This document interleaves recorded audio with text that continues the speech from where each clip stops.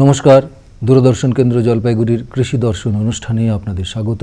শুরু করছি ক্ষেত খবর ও হাটে বাজারে। ক্ষেত খবরে আজকের বিশেষ খবর হলো জলবিভাজিকা প্রকল্পের মাধ্যমে কৃষিতে সাফল্য। গো পালন একটি ভালো আয়ের উৎস, কৃষিতে আধুনিক যন্ত্রের ব্যবহার। এবার আসছে বিস্তারিত খবরে। দার্জিলিং জেলায় ফাঁসি দেওয়ার অন্তর্গত পাথুরিয়া গ্রামের পশ্চিমবঙ্গ সরকারের জলবিভাজিকা প্রকল্পের মাধ্যমে কৃষিতে বিপুল উন্নতি সম্ভব হয়েছে। একসময় এই গ্রামে চা আর আনারস ছাড়া অন্য সবজির চাষ হতো না। বর্তমানে কৃষি বিভাগের জলবিভাজিকা প্রকল্পের মাধ্যমে প্রচুর সবজি, পাট ও ভুট্টার চাষ হচ্ছে। এ সম্পর্কে জানালেন প্রদীপ কুমার সিংহ। আমার নাম প্রদীপ কুমার সিংহ। আমি পশ্চিম মাদাতি মাইক্রো ওয়াটারশেড কমিটির সেক্রেটারি কাম ট্রেজারার। বিগত 1 বছর আগে আমাদের খড়িবাড়ি ফান্সিলা ব্লকের এডিএ, বর্তমানে পিআই পোস্টে আছেন, তো ওয়াটারশেড মানে জলবিভাজিকা নামে একটি প্রজেক্ট নিয়ে এসেছিলেন। তার মাধ্যমে আমরা কিছু টিউবওয়েল, ডাকওয়েল, পুকুর খনন এভাবে নানা ধরনের আমরা কাজ করেছি। এই কাজ করে আমরা জানতে পারলাম যে আমাদের এই যে এরিয়ায় যেখানে সাধারণত জলের খুব সমস্যা দেখা যায়, সেখানে এই মাদাতি ওয়াটারশেড প্রজেক্ট এসে বর্তমানে যে আমরা যে চা এবং আনারস ছাড়া অন্য কিছু করতে পারতাম না, বর্তমানে সেই প্রজেক্ট আসার ফলে আমরা বিভিন্ন ধরনের সবজি চাষ এখানে করতে পারি। আমরা এক চাষ করার পর, সাধারণত আমন ধান চাষ করার পর এই জমিটা পুরো ব্ল্যাঙ্ক থাকতো, মানে ফাঁকা থাকতো। কিন্তু বর্তমানে এই ওয়াটারশেডে কিছু কাজ, যেমন আমরা সেলোটিউবেল, ডাকওয়েল কথা বললাম, আর তার সাথে পুকুর খননের স্কিম চলতেছে। ওইসব করার পরে এক চাষের পরিবর্তে সেখানে 3 চাষ, যেমন আমন ধান ওঠার ফলে সেখানে সবজি, ভুট্টা, পাট ইত্যাদি নানা ধরনের আমরা চাষ করতে পারি। তার ফলে আমরা কী হচ্ছি যে একটা চাষ না করে বছরে আমরা 3-4টা ফলন করতে পারি, তাহলে আর কৃষকদের উন্নতি হচ্ছে।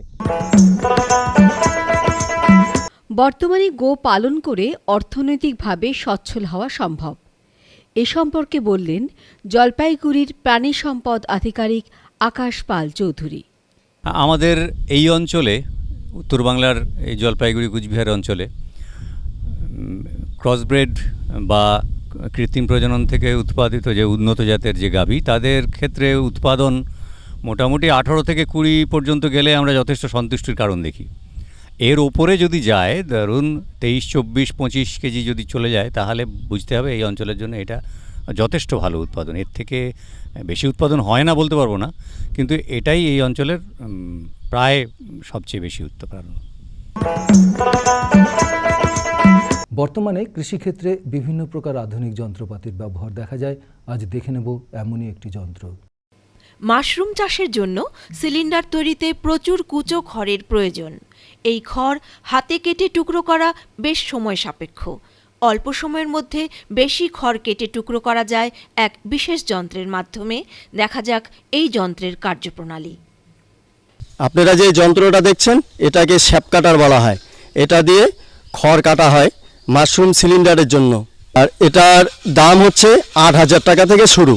এটা দিয়ে অল্প সময়ের মধ্যে প্রচুর খড় কাটা যায়, কারণ হাত দিয়ে কাটতে গেলে প্রচুর সময়ের দরকার, কিন্তু এই মেশিনটা থাকাতে অল্প সময়ের মধ্যে প্রচুর খড় কাটা হয়।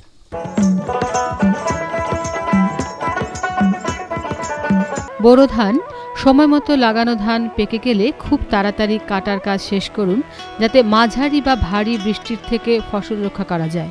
দেরিতে লাগানো ধানে শীষের গোড়া পচা রোগ দেখা গেলে ট্রাইসাইক্লাজোল 0.75 গ্রাম প্রতি লিটার জলে গুলে ব্যবহার করুন। আবহাওয়ার খবর। উত্তরবঙ্গ কৃষি বিশ্ববিদ্যালয় থেকে প্রাপ্ত খবর অনুযায়ী উত্তরবঙ্গের বিভিন্ন জেলায় আগামী কয়েকদিনের আবহাওয়া কেমন থাকবে সে সম্পর্কে আপনাদের জানিয়ে দেওয়া হচ্ছে।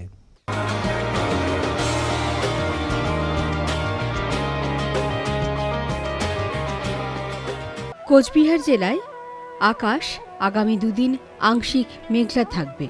মাঝারি ধরনের বৃষ্টিপাতের সম্ভাবনা আছে। সর্বোচ্চ তাপমাত্রা 29 থেকে 30 ডিগ্রি সেন্টিগ্রেড, সর্বনিম্ন তাপমাত্রা 24 থেকে 25 ডিগ্রি সেন্টিগ্রেড। সর্বোচ্চ আপেক্ষিক আর্দ্রতা 94 থেকে 95%, সর্বনিম্ন আপেক্ষিক আর্দ্রতা 61 থেকে 79%। ঘণ্টায় 4 থেকে 9 কিলোমিটার বেগে বাতাস বয়ে যাওয়ার সম্ভাবনা আছে। জলপাইগুড়ি জেলা আকাশ আগামী 2 দিন আংশিক মেঘলা থাকবে। মাঝারি ধরনের বৃষ্টিপাতের সম্ভাবনা আছে। সর্বোচ্চ তাপমাত্রা 29 থেকে 31 ডিগ্রি সেন্টিগ্রেড, সর্বনিম্ন তাপমাত্রা 24 ডিগ্রি সেন্টিগ্রেড। সর্বোচ্চ আপেক্ষিক আর্দ্রতা 87 থেকে 90%, সর্বনিম্ন আপেক্ষিক আর্দ্রতা 62 থেকে 72%। ঘণ্টায় 4 থেকে 8 কিলোমিটার বেগে বাতাস বয়ে যাওয়ার সম্ভাবনা আছে। জেলা উত্তর দিনাজপুর। আগামী দুদিন আকাশ আংশিক মেঘলা থাকবে, বৃষ্টিপাতের সম্ভাবনা নেই। সর্বোচ্চ তাপমাত্রা 34 থেকে 37 ডিগ্রি সেন্টিগ্রেড, সর্বনিম্ন তাপমাত্রা 23 ডিগ্রি সেন্টিগ্রেড। সর্বোচ্চ আপেক্ষিক আর্দ্রতা 86 থেকে 92%, সর্বনিম্ন আপেক্ষিক আর্দ্রতা 51 থেকে 61%। ঘণ্টায় 12 থেকে 17 কিলোমিটার বেগে বাতাস বয়ে যাওয়ার সম্ভাবনা আছে। এবার হাটে বাজারে উত্তরবঙ্গের বিভিন্ন অঞ্চলের নিয়ন্ত্রিত বাজারের কৃষিজ পণ্যের পাইকারি বাজার দর সম্পর্কে আপনাদের জানিয়ে দিচ্ছি।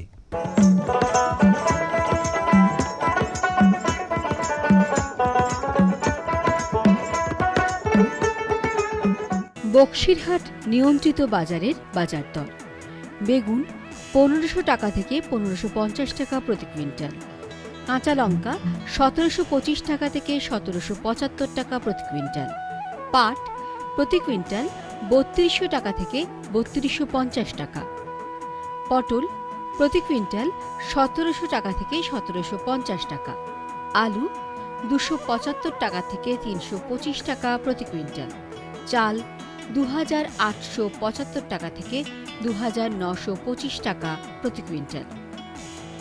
হলদিবাড়ি নিয়ন্ত্রিত বাজারের বাজার দর: কাঁচা লঙ্কা 700 টাকা থেকে 750 টাকা প্রতি কুইন্টাল, পাট 3100 টাকা থেকে 3200 টাকা প্রতি কুইন্টাল, ধান 1050 টাকা থেকে 1100 টাকা প্রতি কুইন্টাল, আলু প্রতি কুইন্টাল 300 টাকা থেকে 350 টাকা, চাল 2450 টাকা থেকে 2550 টাকা প্রতি কুইন্টাল, টমেটো 750 টাকা থেকে 850 টাকা প্রতি কুইন্টাল।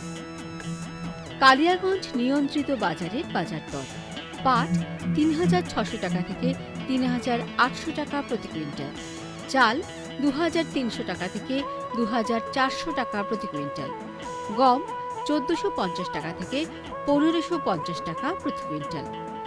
ক্ষেত খবর ও হাটে বাজারে এখানে শেষ করছি। দেখতে থাকুন কৃষি দর্শন অনুষ্ঠান। নমস্কার।